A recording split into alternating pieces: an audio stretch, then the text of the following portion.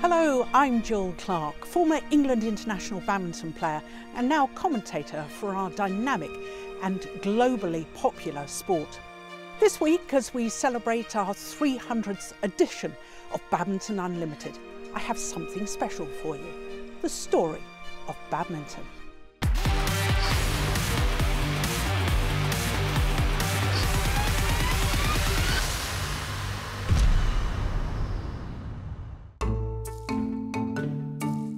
It's believed that it all began about 2,500 years ago. While it's uncertain exactly how the shuttlecock came into existence, there are records of children in China playing with a similar looking toy. It had feathers attached to a base, and they'd kick it around for hours. This game was called Ti Jianzi, dating back to the 5th century BC. Still played today, it is now known as Jianzi in China, or Chapte around other parts of Asia. Historically, the shuttlecock was made of feathers, with rubber or cork attached to the base. Unlike in China, where the shuttlecocks were kicked, in Europe the game involved hitting it with wooden paddles, and later on with especially made rackets called battledores. Ancient Greece has been one of the originators for battledore and shuttlecock some 2,000 years ago. By the 17th century, le jeu du volant, exactly translated to the flying game, had become an aristocratic pastime. Those are the different stories around the origins of the traditional game, better known as battledore and shuttlecock. Here is what we know for sure: badminton evolved from this ancient pastime.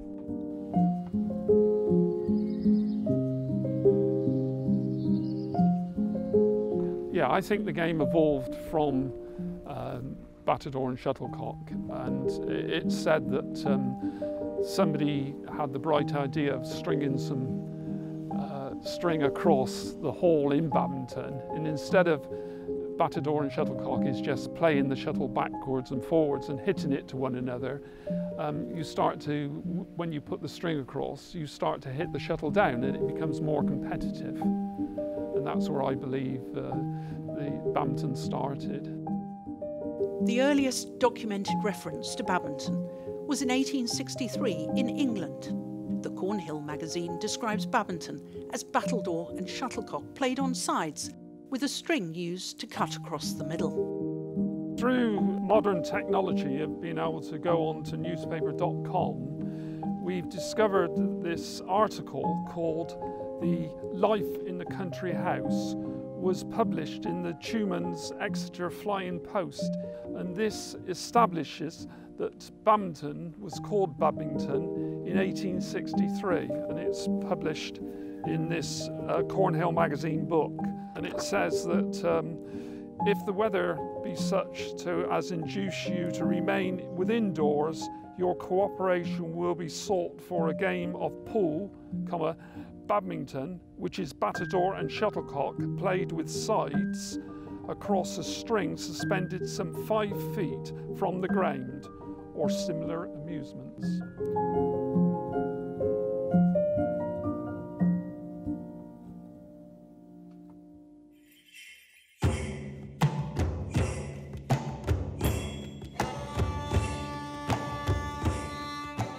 Sometime in the second half of the 1800s, a similar game was gaining popularity in India. We have a picture here of badminton being played in Simla in India. This is 1864, and you can see that it's a normal court as well, been marked out, and they're playing with quite large shuttlecocks as well.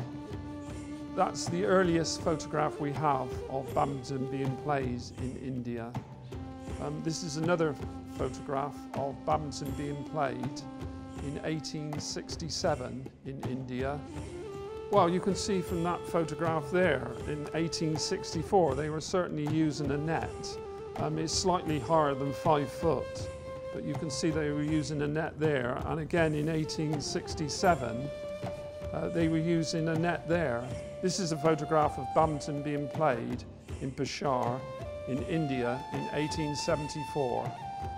You can see that the courts, it's well played because the courts are worn out. The grass is worn out there.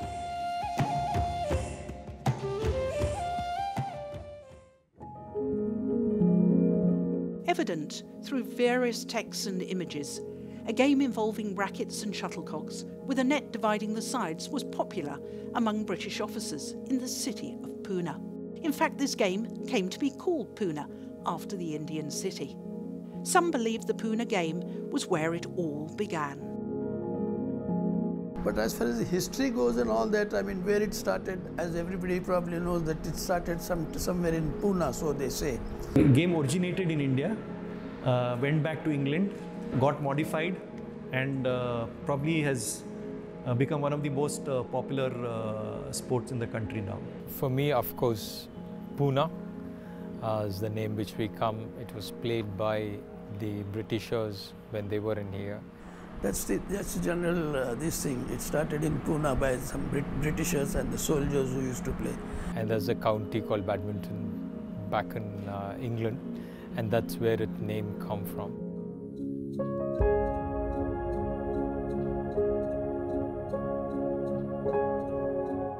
The Pune game was likely born at the Khaki Barracks in Pune, where officers in the British Army played the sport. The history of the Pune Club also dates back to the 1860s and was used by the military garrison stationed in the city. The sport was also played here. The Pune clubhouse and library were unfortunately destroyed by a devastating fire in August 1945, and with it any recorded evidence of its association with the sport. However, based on pictures that were being sent back to England, we can only imagine scenes like this.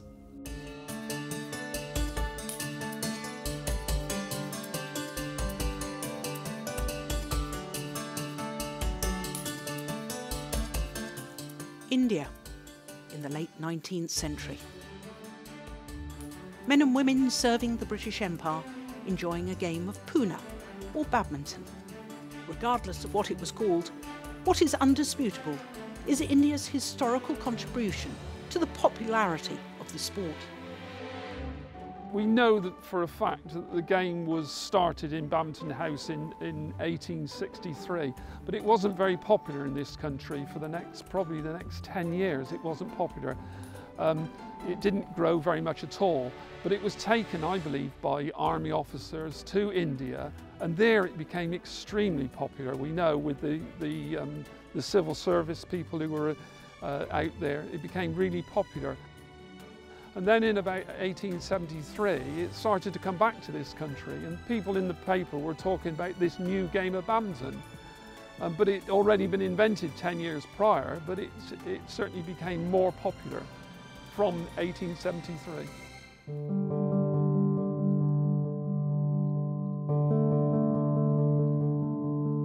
There were many variants of the game being played involving different types of court markings, net sizes, and the scoring system. By the early 1870s, the sport started to formalise, and in 1873, Major Forbes submitted a pamphlet published in Calcutta, which marked the first set of rules.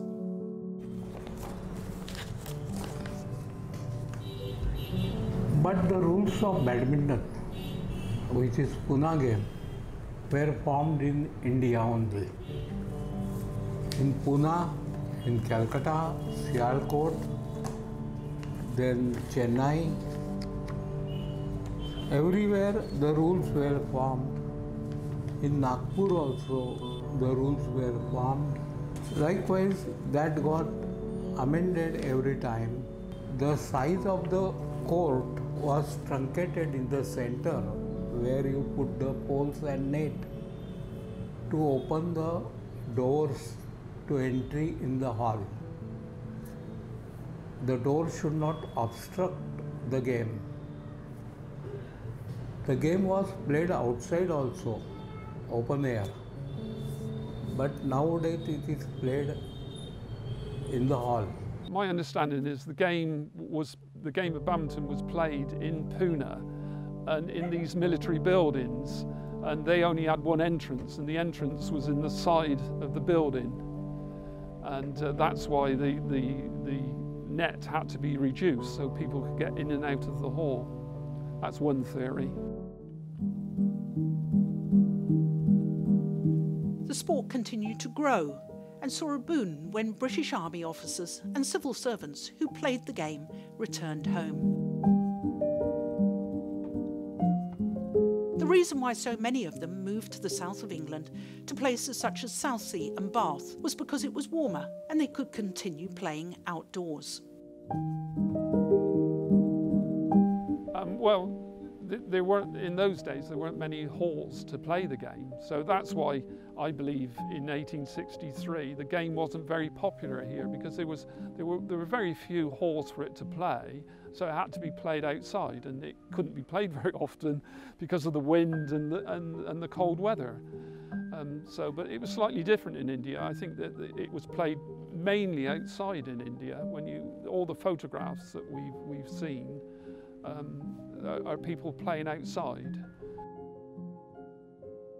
Time for a quick break, and when we come back, the story of how badminton got its name.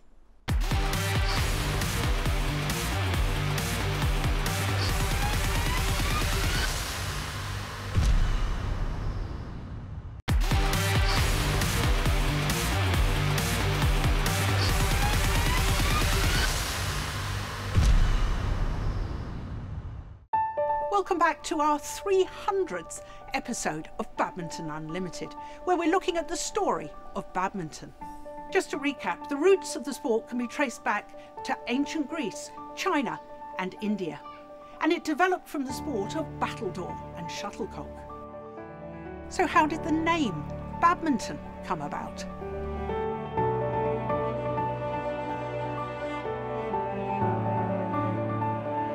Well, a lot of people don't realise, especially in this country as well, don't realise that the game, or the name of the game, came from Badminton House. The 8th Duke had daughters that played battledore and shuttlecock, we know that.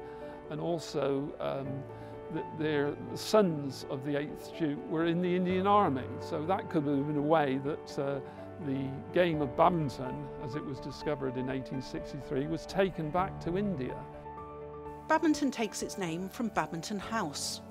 While it was referred to as the new game of badminton in 1873, like we said, the first documentation of the game badminton was published in 1863, and all corresponding evidence states that the game was already referred to as badminton.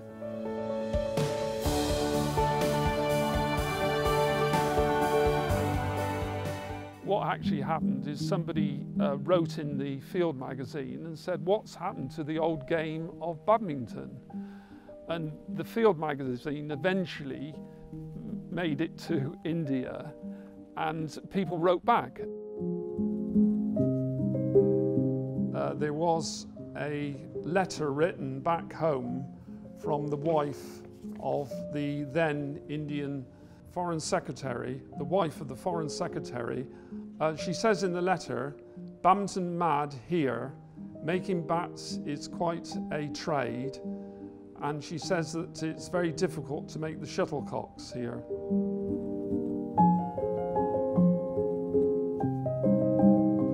This is an Indian racket made by Janzat Ji and Sons, Sialkot, Punjab, from the late 1800s. It's a one-piece racket that's bent round, and then there's a wedge piece put in there, and then it has a racket handle there in leather or chamois.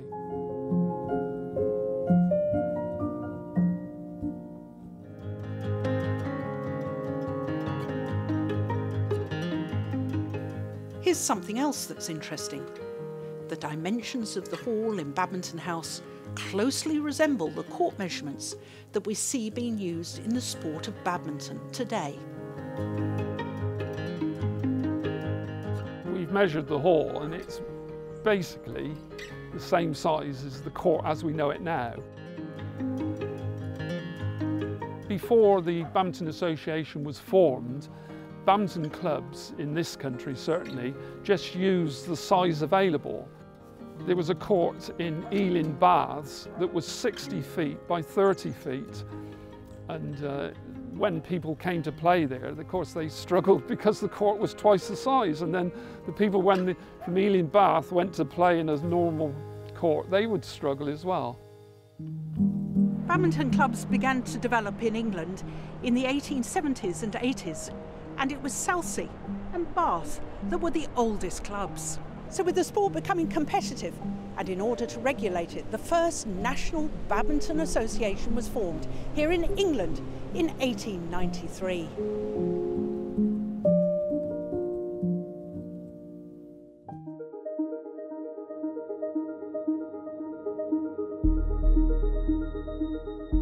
This is the framed picture of the start of the Badminton Association in 1893, and Colonel Toby put an advert in the Field magazine inviting all clubs to attend on September in 1893, and in the end 9 clubs turned up and they agreed to start the Badminton Association, and they also formed the first official rules of the game, which are very similar to the rules today.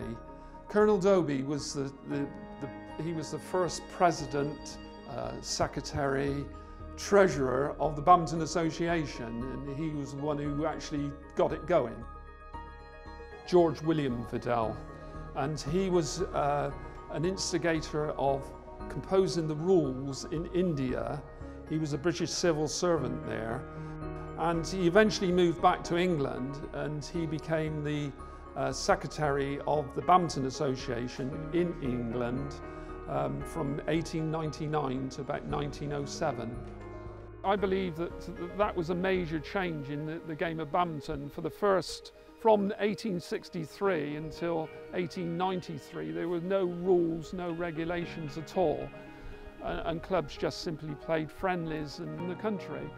And this was a major change. And that Badminton Association then sort of organised badminton in the world until 1934, when the IBF, the International Badminton Federation, was formed. So I think that actually starting the association in 1893 was really the major thing in badminton. It's when it started to grow, be promoted.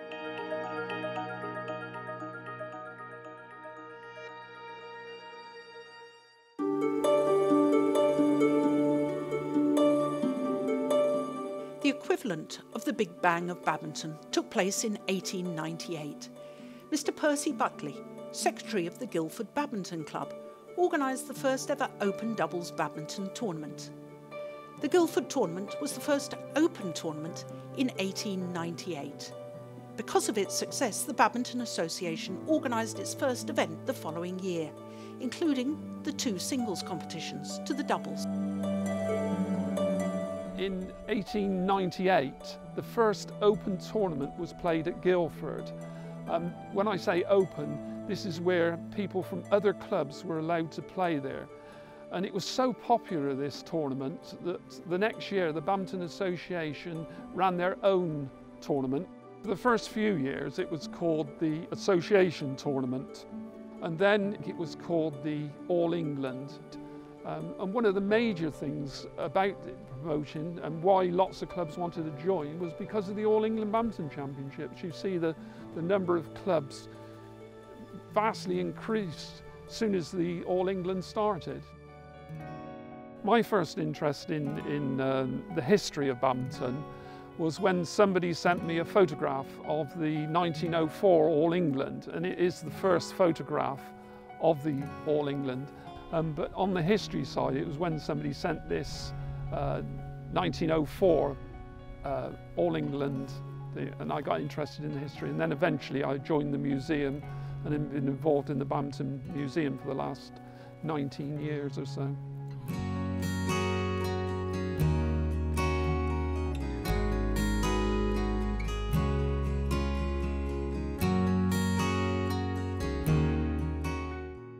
This one here is of a house in Sheldon in Teignmouth in Devon, and this is the house where the first All England champion lived. And we believe because they could practice badminton outside, this is why the Devon girls were so good. There was 4 of them in the final, and they never lost a game in the first All England right the way through. And you can see they're particularly good because you can see that they're doing jump smashes here and round the head action shots there in their long dresses. And this is actually Muriel Lucas here, who's actually playing. And she was so much stronger, she usually played at the back of the court. Quite a few of the photographs we have where she's playing at the back of the court. And there she is again there at the back of the court. This guy here is Stuart Massey, who was the first All England champion. And this chap here is Ralph Nichols, and he is the last Englishman to win the All England.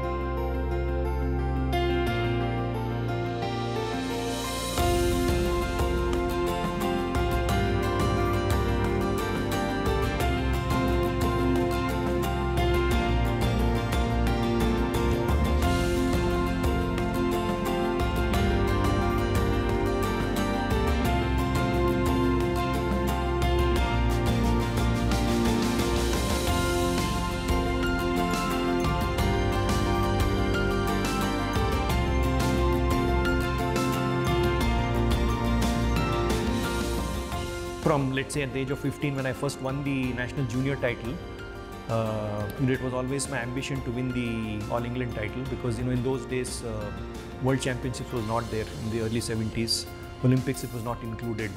So All England was like the unofficial World Championship, equivalent of Wimbledon in tennis. So whoever won the All England was considered as the unofficial world champion.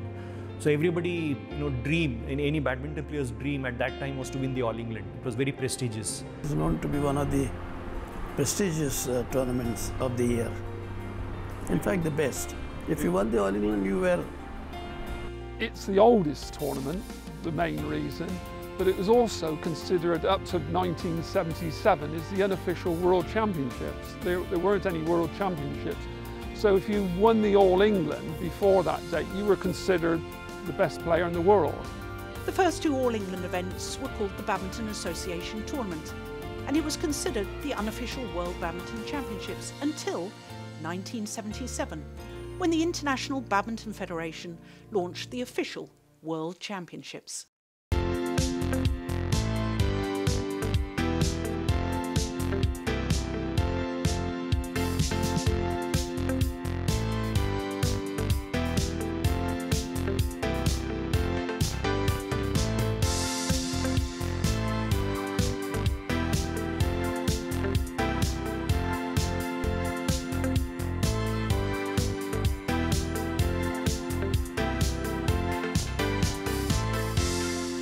This year here in Basel, we celebrate the 25th staging of the Badminton World Championships. It's taken 2,000 years since its origin and more than 150 years since the inception as a sport to get to where we are today.